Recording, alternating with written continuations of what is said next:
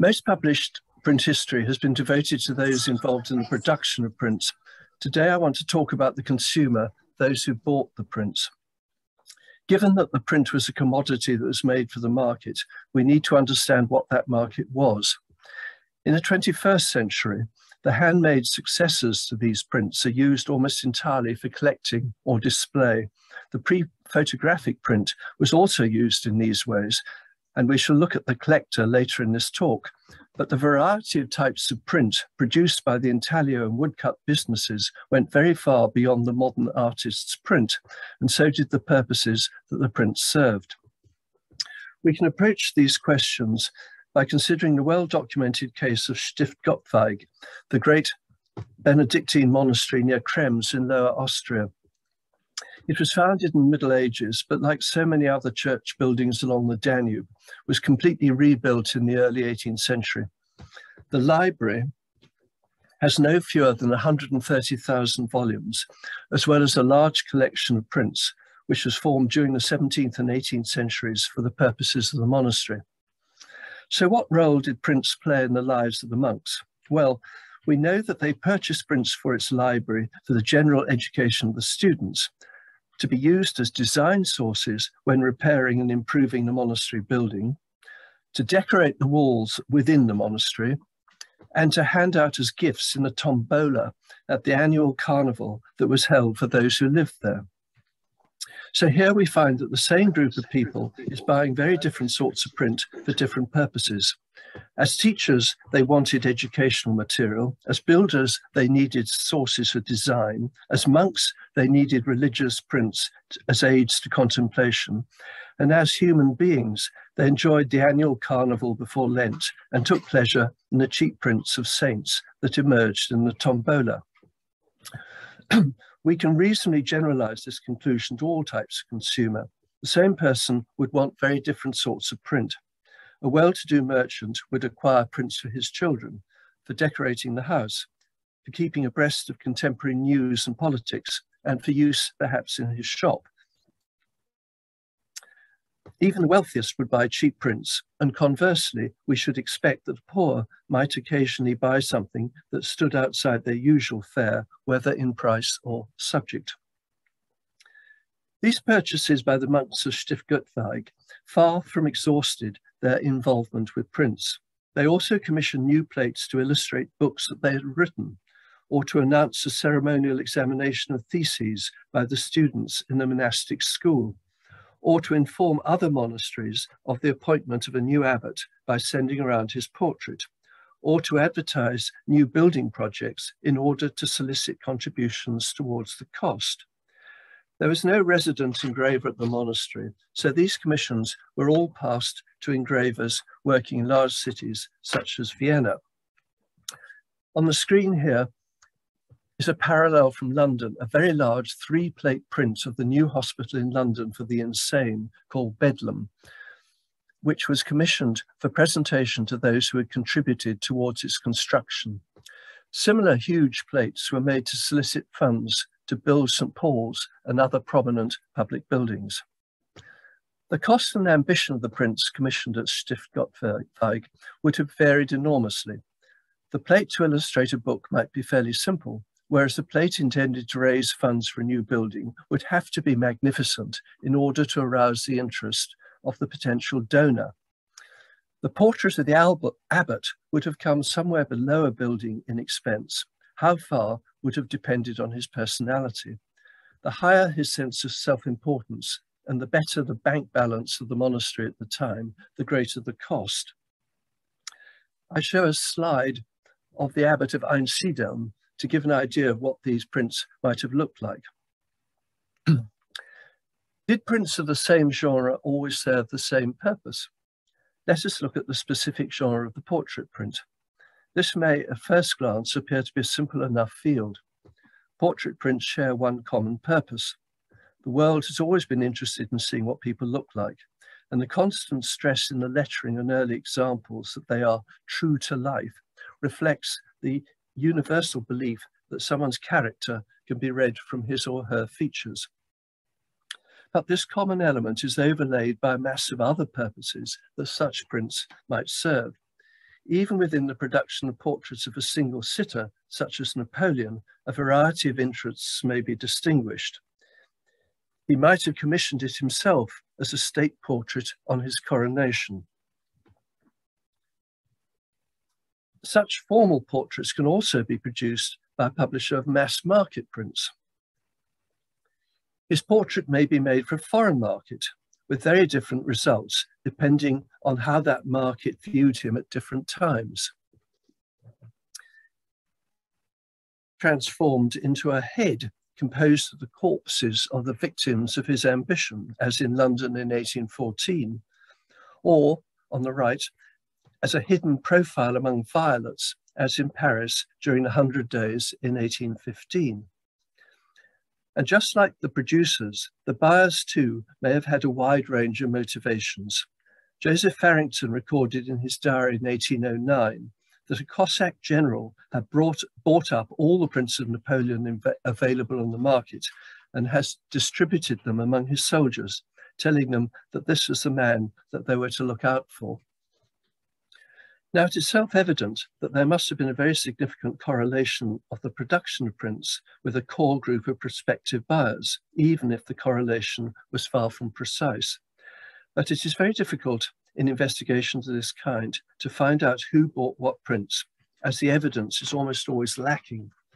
To the best of my knowledge, the only account books that record the names of the clients of a print retailer that have yet been discovered are those of Siméon Vallet in Paris between 1787 and 9.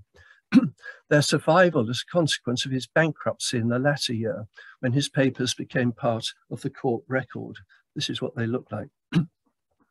His shop was positioned by Porte Royale of the Louvre, where he would catch passing trade among its inhabitants and visitors. Vallet published very few prints himself. He was primarily a retailer, and he also acted as a framer. His main income came from selling newly published material at the high end of the price scale, and his bestsellers were fashionable and licentious prints. On the 1st of July, Vallet sold 10 impressions of L'Essai du Corset on the day that it was published, in states before letter at the high price of 18 livres each. As you can see, not all high-priced prints were high-minded.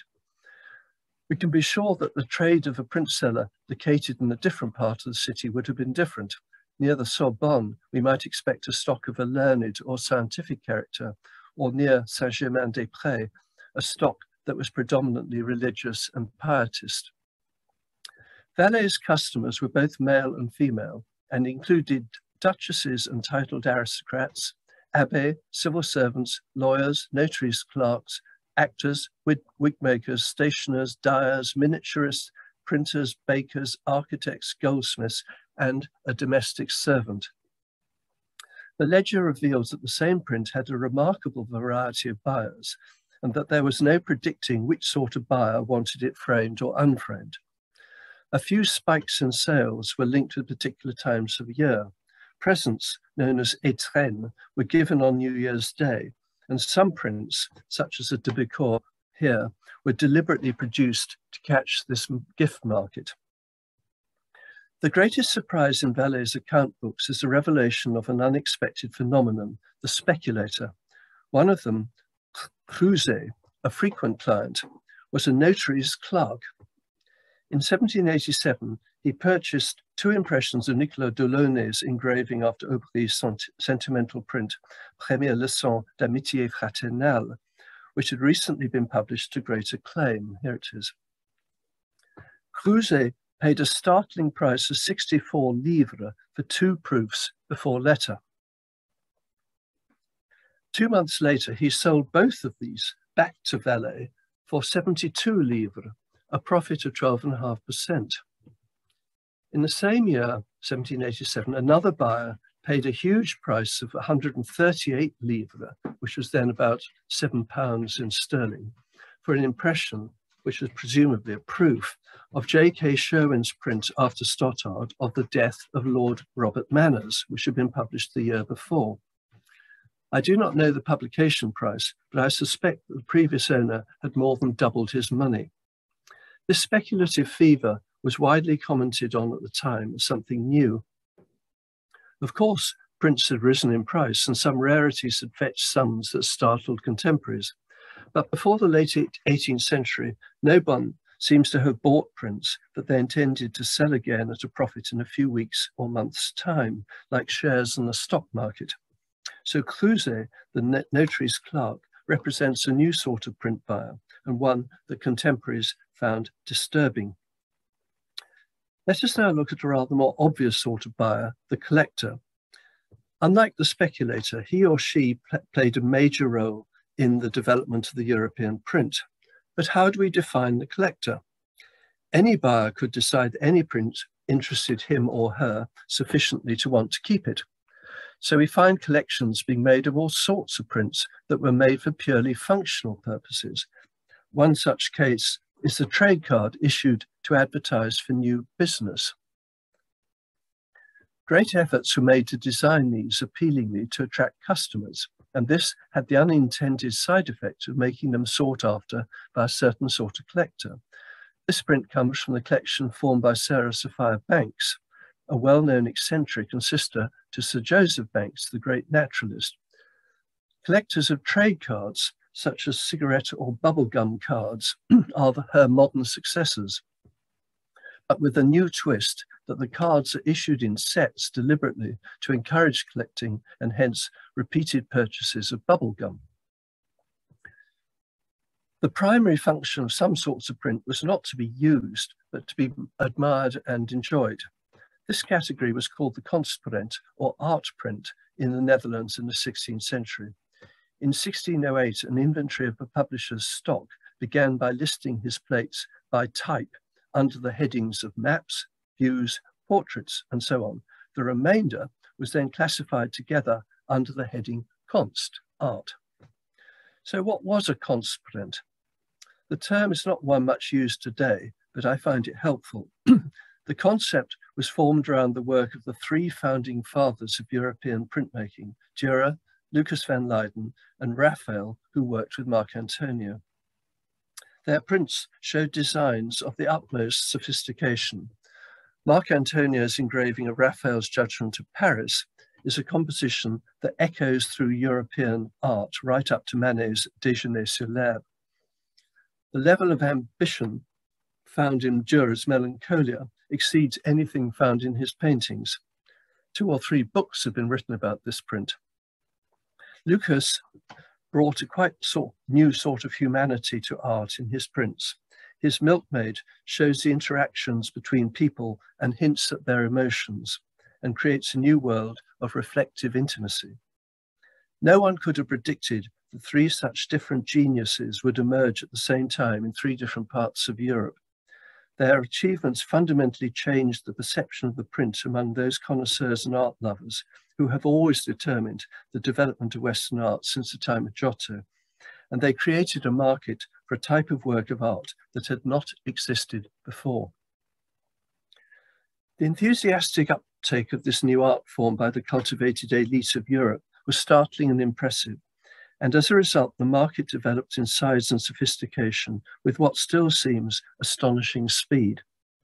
Copper plates wear down in the course of printing, and already in 1567, we find the famous publisher Christopher Plantin, who, apart from his main business of books, had a sideline dealing in prints, writing a letter to Francesco Gentili, a nobleman in Padua, to explain that the price of the engraving by Duca that Gentili had asked him to find might vary as much as 4-fold. It depended entirely on the quality of the impression and its condition. And I show too the variation on the screen. This is only 39 years after Duca's death. By the last decades of the century, we find the first so-called revival of the work of Duca and Lucas. It was, of course, nothing of the kind, for their work had always been sought after. It was simply a huge spike in appreciation and demand, so much so that in 1604, the historian Karel van Mander omitted all description of Duca's prints from his biography of him because, as he put it, they would already be so well known to his readers. A key figure to help our understanding of these years is the astonishing virtuoso Hendrick Galcius of Harlem, who used one art to mimic another, making pen drawings, like here, to look like prints in a self-conscious way that finds its nearest parallel in the work of Jasper Johns. In one extraordinary set of 6 engravings, he imitated the manner of 6 earlier artists. This is the plate that he engraved in the manner of Lucas, of whose work Galcius himself was a fanatical collector. And he printed it in a specially prepared grey-toned ink, which was intended to imitate the silvery quality for which connoisseurs have always distinguished the best impressions of Lucas's work from the intense blacks used by Dürer. Here is his imitation of the manner of Dürer in the same set. Karel van Mander, who was a close friend of Galcius, reported that he was so proud of this print that he deliberately aged an impression and scratched his monogram, which you see at the bottom center, out of the print. He was delighted when the experts were taken in and proclaimed the discovery of an unknown work by Dürer. This was in the 1590s, and there can be no question that by this date, the attitude of the print and the structure of the fine print market that lasted through the following 2 centuries already existed. This can be seen in the vocabulary that had emerged to identify the new breed of art lover who collected and patronized these works of art. The term, the liefhebber, was in use in the Netherlands long before 1600. In German, he was a Liebhaber. In France, he was a Curieux, and the associated nouns Liefhebberei and Curiosité were applied to the field of collecting. From a very early date, the most famous and desirable prints were referred to by nicknames. Lucas van Leyden's Eulenspiegel, a great rarity known today in only 11 impressions, had been given its sobriquet, the owl, before the early 17th century. Marc Antonius' Massacre of the Innocents is known in 2 versions. This is the prime one, which has a deciduous tree at the very top right. The other version has a fir tree instead and is known today by the French word for a fir tree, avec le chicot. This term was already current in 1676, when the inventory of a print collection listed Le Martyr des Innocents au Chicot. Many other celebrated prints had their own sobriquet. Pontius's engraving of the mystical vision of St. Herman Joseph after Van Dyck was called the White Monk, while Galcius's Hercules was known in England as the Potato Man. Most of the titles still used for Rembrandt's etchings must go back to his lifetime. In the case of his Christ preaching, we can even see the process beginning. In a letter of 1654, the dealer Johannes Meissens told the Bishop of Bruges, to whom he was trying to sell an impression, that the print had already been sold several times in Holland for 100 guilders. So 6 years after it had been made, and 15 years before Rembrandt died, it was already beginning to be known as the 100 guilder print, as it still is today. The most important quality that collectors prized after condition and preservation was quality of impression. This latter dimension is today identified in the English language by the term connoisseurship, the discriminating judgment that is formed by knowledge and experience. Anyone can tell the difference between a good and a bad impression of a print, but only a connoisseur can judge the distinction between a very fine and an outstanding impression. At the time, this discrimination was expressed in terms of première épreuve, the first impressions that were taken from the plate. A serious collector needed to have only these first impressions and to be willing to pay a large premium above the price of a merely good impression in order to secure them. For any non-connoisseur whose eye could not recognize such differences, this overpayment was a sign of madness. The great dealer, Edmé François Gersaint, the man whose shop sign was painted by Watteau, and I show an engraving of that famous sign. Gersaint had himself formed a collection of this kind and when he offered it for auction in 1745, he wrote an impassioned defense of print connoisseurship in his catalogue. After pointing out that those who collected prints for their subject matter did not need to worry about excellence of impression, he explained that the true lovers of the art of engraving took great care over what they bought and were much fussier in their choice of impression. I translate. A print is only attractive in the eyes of a true connoisseur when it is found in the purity of a first impression. So a collector of refined taste cannot be too careful in acquiring only what is in perfect condition and printing. Often he loses heart when he finds in another collection a better impression than the one he owns and which he had thought was among the finest that existed. So a collector is right to devote his energy to acquiring the first impressions of prints. He ended by saying that the finest impressions always kept their value and that the high prices demanded for them were therefore well worth paying. The fussiest connoisseurs of the period compared all the impressions they could lay their hands on of a new print before deciding which one to buy. L'Atelier, the director of the French Academy in Rome, wrote in 1693 that he had gone through the whole pile of stock of a new print, quote, as I do for everything that I send to Paris, the dealers normally allowing me this small privilege. If the finest impressions were so important, how was the ordinary person who lacked time and experience to recognize them? Friedrich I of Saxe-Coburg-Altenburg, who you see, was no connoisseur, and he did need help. So when Joachim Sandrart sent him 3,000 impressions of the new portrait, this portrait, that he engraved of him in 1677, he explained in a covering letter that he had packed them in 3 parcels of 1,000 each, marked as best, medium, and not so good quality.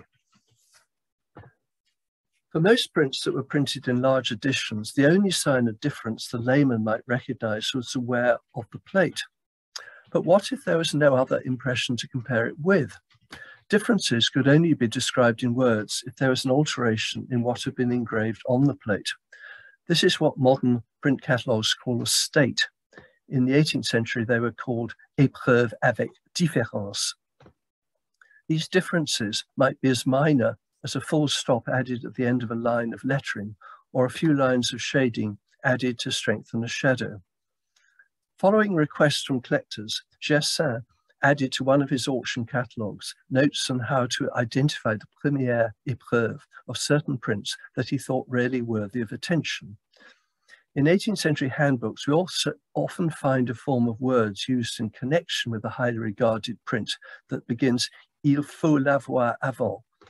For example, Balachou's celebrated plate after Rigaud, after the Elector of Saxony, should be acquired in an impression before the addition of the title Chevalier de l'Ordre de Saint-Michel after Rigaud's name.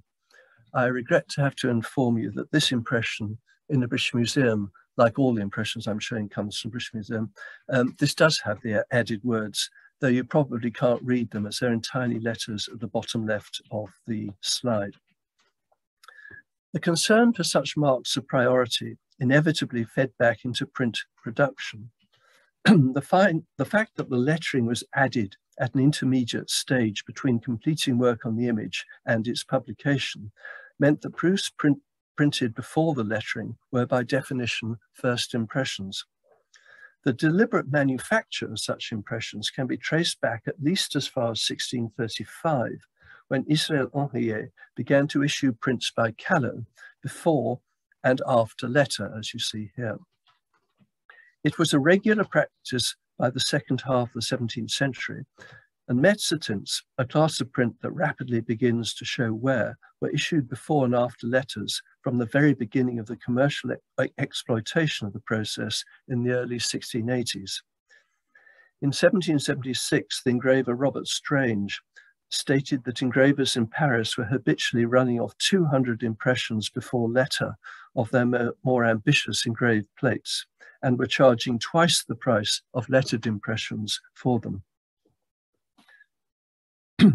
The second half of the 18th century was a period of extraordinary growth in demand for fine prints, and publishers of particularly ambitious plates began to multiply the categories of proof states. This phenomenon can be seen in the collection of 606 engravings by Raphael Morgan, made between the 1780s and 1820s, which is now in the British Museum. It was formed by a friend of his as each plate was published. I shall simply show you one series of 8 impressions of Raphael's Madonna della Gran Duca to give you a feel for what was going on. So these are 8 different states.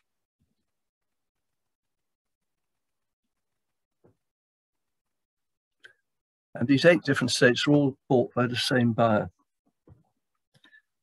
In addition, there were 2 impressions on different sorts of paper. For each of these varieties, a different price was asked, and these prices could amount to 3 or 4 times that of the standard edition, the lettered one at the right there. Publishers specified in advance what proofs were to be printed. The publisher Artaria in Mannheim wrote to the etcher Boissier in Lyon in 1806, referring to the, quote, true amateur who possess your oeuvre with numerous variations. For these, Artaria wanted Boissier to print at least 6 impressions of every working state of the new plate that he was commissioning from him. Such a way of production inevitably gave rise to fakery, and the phenomenon of the false proof, created by cutting a piece of paper to cover the text of the plate so that it cannot print, is found very early, most probably before the end of the 16th century. I have dwelt on the production of variants at the demand of collectors, as it was such an important phenomenon at the time, and because this way of collecting is now entirely dead. As a way of producing prints, it attracted plenty of contemporary criticism. In 1718, Arnold Habrachen, writing a biography of Rembrandt 50 years after his death, recorded a cynical opinion that Rembrandt had deliberately multiplied the states of his etchings in order to be able to sell the same print several times over to the same collector. By the 19th century, embroidered versions of this view had become a staple of the literature on prints. Giuseppe Longhi, a leading engraver in Italy, wrote in his book on printmaking of 1830, I quote, "It is well known that Rembrandt, in order to sell his own prints at a higher price and in greater numbers, for a long time hid himself in one of his rooms, and his wife, who was even more greedy than he was, declared that he was dead and clothed herself in mourning. Collectors and speculators ran in crowds to buy at any price the works of the man they believed to be dead. Once, by this despicable method, they had achieved their aim. The old woman stopped lamenting, and Rembrandt re-emerged much richer than before. In the meantime, he had scribbled some new prints, for he often drew directly on the copper, and created an infinite number of variations on the plates he had previously published in order to stimulate even further the zeal of his admirers. It is curious that although many people must have believed stories of this kind, they had no effect whatever on the universally high esteem in which Rembrandt's prints were and always have been held.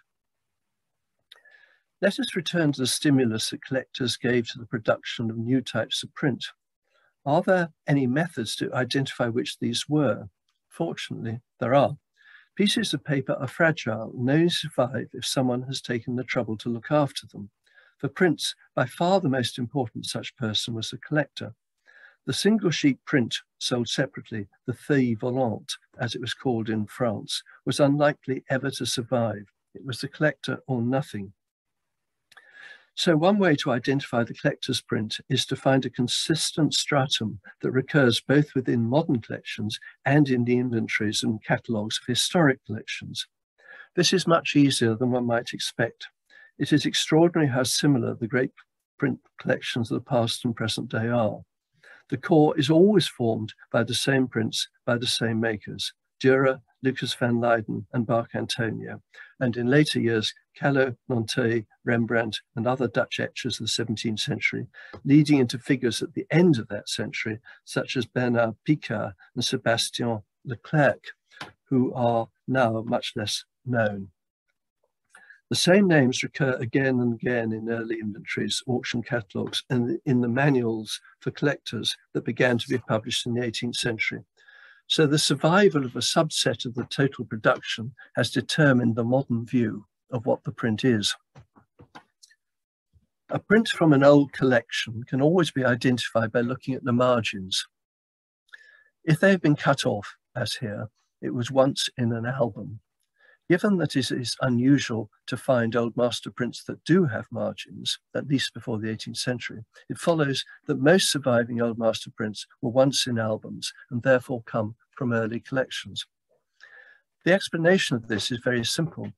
Every woodblock and copperplate has to be printed on a sheet of paper that is larger than itself, and so inevitably a blank margin is left after printing.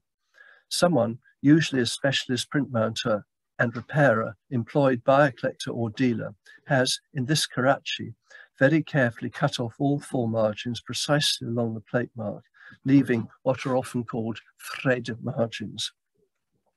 It was recorded that Benedetto Luti, the Italian painter, was a fanatical collector, and that, quote, whenever you went to see him, you found him always with a pair of scissors in his hand, ready to cut some print or other.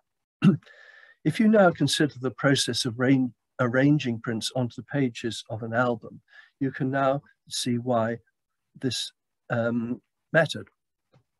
Ignore the writing, which is curatorial. Just look at the layout. It was partly a matter of fitting the prints onto the page, but it was also a question of making an attractive arrangement. The backing sheet becomes the new margin to the print. A secondary margin on the print itself would only disrupt the harmony. The subject of albums and the arrangement of print collections is important, for it supplied a dynamic for much collecting and therefore print production. The moment that the acquisition of prints moves beyond a purchase for use or whim and begins to be governed by a logic of what is being looked for and what is not wanted, then the buyer has graduated to become a collector. And once a collector, the need grows to impose some organization on the purchases that goes beyond heaping them in folders within a portfolio. For centuries, the preferred method was the album or series of albums into which the prints were pasted. These albums could be very grand indeed, and the ways of assembling them highly sophisticated. Albums remained the prime method of storing prints until the second half of the 18th century. It was then that the huge expansion in production and the increasing size of many of the major prints of the day made it impossible to continue in this way. Albums did not permit the constant expansion that became necessary and were not large enough to hold such big sheets. So collectors went over to a variety of the portfolio, a very large shallow box stored horizontally. Very large mounting sheets were cut to the size of the interior, and onto each sheet one or more prints were pasted. The sunk mount, which is used in every public and most private collections today, is a development from this, but a late one which seems only to have been invented somewhere around 1860. Although ugly, the standard size sunk mount solved various problems. The surface of the print could be protected, and it could be identified by stamping or writing on the mount itself. All but the largest prints could be stored in boxes of 2 or 3 standard sizes. The contents could be rearranged to fit in later editions, and any mount could easily be taken out and put into a frame for display.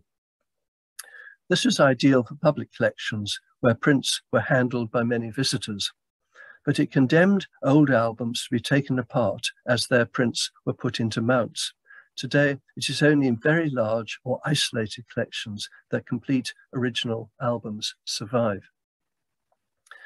Now, the point I want to make in this digression is that print albums became works of art of a kind in their own right.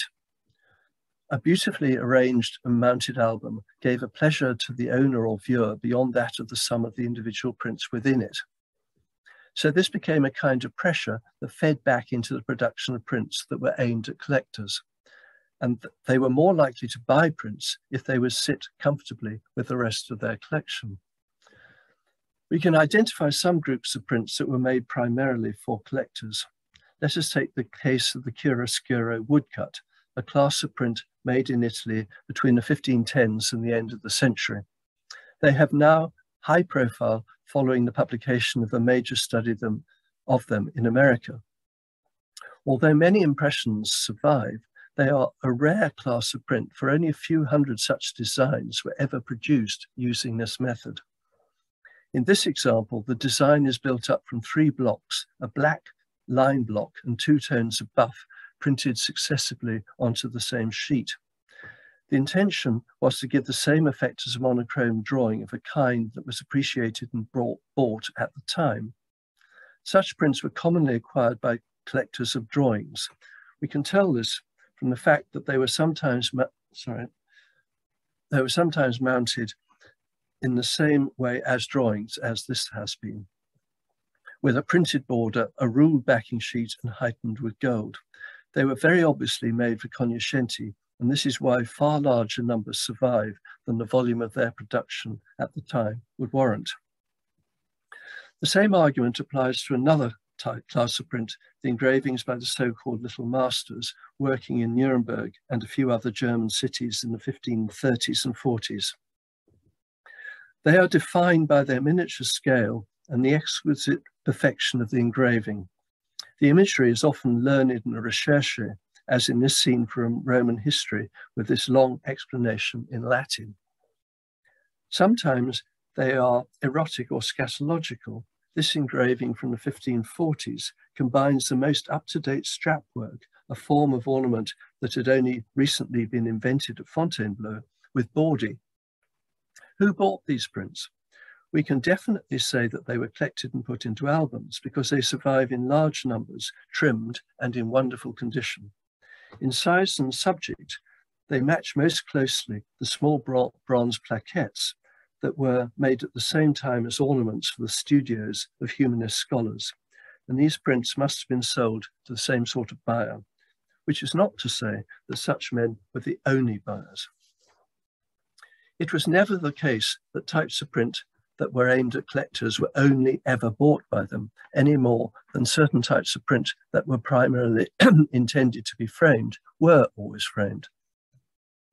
There is good reason to think that a wider range of prints was retained in the 16th and 17th centuries than in later periods. It took time for a tradition to emerge of what a collector should want or might be expected to possess. Collecting is a social activity, and any collector wishes to engage the interest and respect of his peer group. Only this esteem can validate his spending what most people would regard as absurd sums on acquiring bits of paper with pictures printed on them. So the dynamic of any collecting tradition is always to narrow the range of what is thought desirable.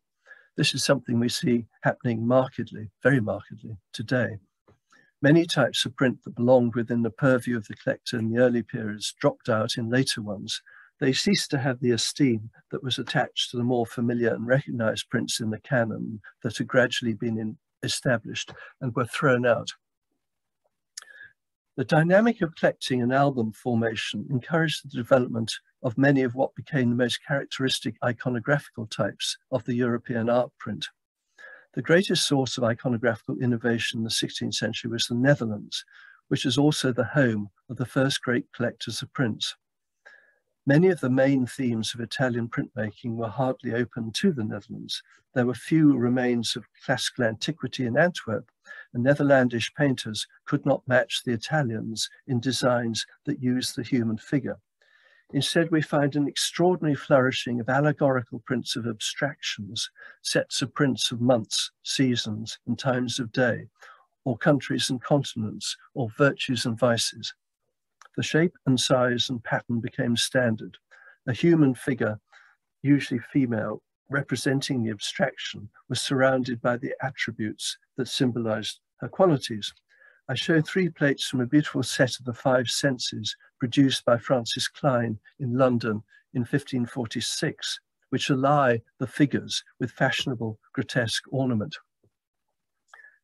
Those who do not have access to large or old print collections can have no inkling of the huge numbers and variety of such prints that were produced in Northern Europe in the 16th and 17th centuries by most of the leading printmakers of the day. Again, we can be certain that they went into albums. The trim margins tell us this. One obvious explanation of this massive production is that collectors admired the fertility of invention with which the designers of the day rang the changes on a standard theme. The Flemings, as good as students of Erasmus, were highly educated classicists, and we know that competitions between chambers of rhetoric were a mainstay of cultural life at the time. Their skill lay in producing orations with ingenious variations on set topics. The collector's albums contained their visual analogue, in which the variations could be seen as the pages of the album were turned. For those outside this particular culture, different strategies of iconographical innovation had to be devised. I shall discuss one such case, Jacques Callot, who was the most famous printmaker of his day in France. While working as a court artist in Florence as a young man, he invented a new type of subject in a series of very small plates, which he called capricci. This is the first time this word had been used in European art. These showed a Lilliputian world. Sorry, it's just going too far.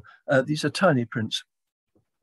A Lilliputian world where tiny figures acted out scenes of everyday life, or a parody of everyday life found in the Commedia dell'arte. Clearly, the Florentine court loved these vivacious scenes, and when Callot returned to Nancy, his hometown, where there was hardly any print trade, he needed to turn this new genre of print into his livelihood. So he extended his miniaturized miniaturized vision to other sorts of subject, religious scenes, landscape, and so forth. He never numbered his plates, and some of his series did not even have a title, such as this one. If you admired Callot's work, and who could not, you were almost inevitably sucked into buying it en masse, and then keeping it in a separate album from anything else you might own. To anyone looking through an album of Callot's work, the contents would have imperceptibly merged into a single continuum of Callot, and his work became a single small world in which the viewer could wander. This made Callot a new phenomenon in the history of print production and collecting, and set the pattern for other printmakers such as Rembrandt, whose work was also quite different from that of other artists and also demanded to be kept together in a separate album. You can see it, if you like, as a shrewd marketing ploy, but it only worked because prints were kept in albums. Albums encouraged collectors to try to complete their sets of artists' work, and the most important early genre writing about prints was the catalogue that defined what constituted completeness. It became important to possess every print that an artist made. The essayist Jean de la Bruyère included among his characters of 1688 the print collector Demoiselle, whose happiness had been destroyed because there was one minor work by Callot missing from his collection, which he had never been able to find. Some define completeness in an even more comprehensive way. Bernard Picard's wife, who saw to all the marketing of his prints and was notoriously canny, ensured that all his work was available in ordinary impressions and counterproofs, and she kept impressions of any print where there had been the least change of state. Here are three such variations. A collector would in this way be lured into acquiring 3 or 4 impressions of each of his prints, not just one. Best of all was to possess something exceptional that other collectors did not have, and the fanatical collector would go to extreme lengths to secure this.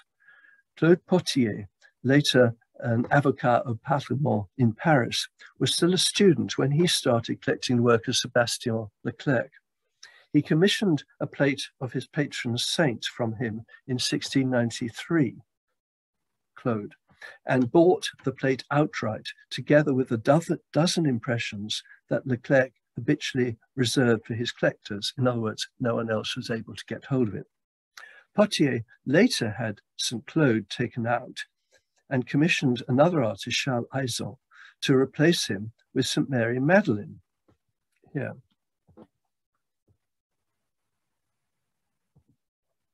After Potier died in 1756, The plate was acquired by the dealer Pierre Hell, who knew its story well and asked Charles-Nicolas Cochin, a third artist, to change the Madeleine into St. Peter, the patron namesake of Hell himself. And here it is.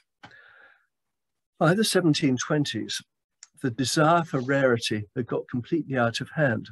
When Marco Ricci was asked by the collector Francesco Maria Gaburri whether he had made any etchings, he replied that he had 3 surviving impressions of a plate that had been accidentally destroyed in the second biting. If Gaburri would like one, he would sell it to him, and he would destroy the other 2 impressions in order to increase the rarity of the one he had sold.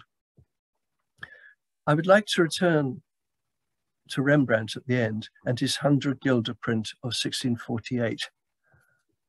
The price paid at auction in 1654 was huge.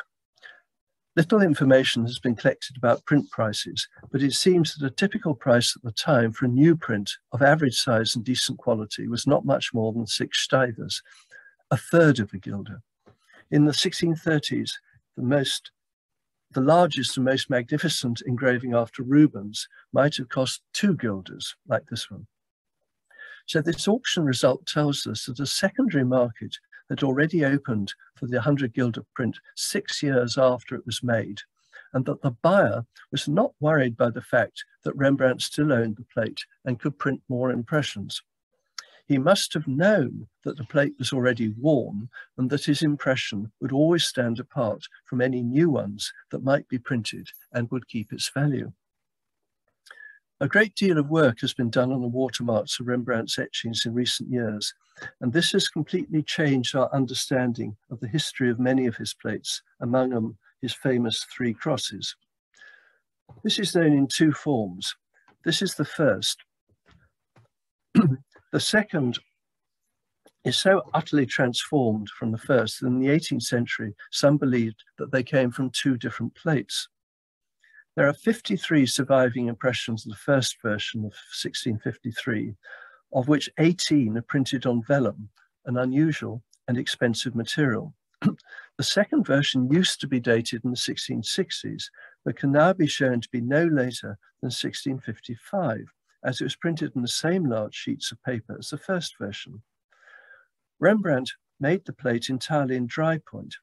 This was itself a remarkable innovation, for dry point is achieved simply by drawing the plate with a very sharp point. A diamond works best. It gives brilliant effects, but because it wears down very quickly, it was hardly ever used for printmaking. The impressions of the first version of 3 crosses already began to show significant wear after Rembrandt had printed some 60 or 70 impressions. So his reworking of the plate was, on a simple level, a response to the continuing demand from his buyers, who did not want impressions that were worn. They were also happy to pay extra for special impressions printed on expensive vellum, such as this one. And here is another impression, this time of the reworked version, where Rembrandt has varied the inking to make it extremely dark. Demand from collectors underpins Rembrandt's reworkings of his finest plates and his personal printing of special impressions. Pointing this out is not to belittle his prints in any way. They speak for themselves as absolute masterpieces of the art of printmaking. If they had not been so magnificent, the demand would have evaporated. But I think that this does make his ways of working more comprehensible. Rembrandt never had any difficulty in selling his prints. From the beginnings in the 1630s, they had been recognized as something special. His bankruptcy in 1653 had nothing to do with any lack of success. It was because he was a fanatical collector and spent far too much in his acquisitions. He paid 179 guilders in an auction in 1642 for an impression of Lucas van Leyden's rarity, which we saw before, the Eulenspiegel. The price was so high that a satirical print was produced about it on the right by Hendrick, contrasting the poverty of the beggars themselves with the enormous value of a paper copy of them. Being a collector himself, Rembrandt understood the collector's mentality very well. So when he was made bankrupt in 1654, what was his response?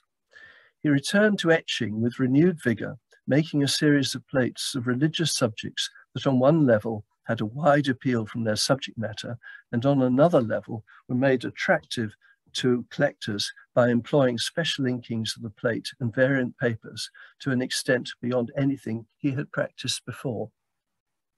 So however fanciful Longhi's account may have been of the trickery employed by Rembrandt and his wife, it cannot be said that Rembrandt did not have an eye for how to respond to the market.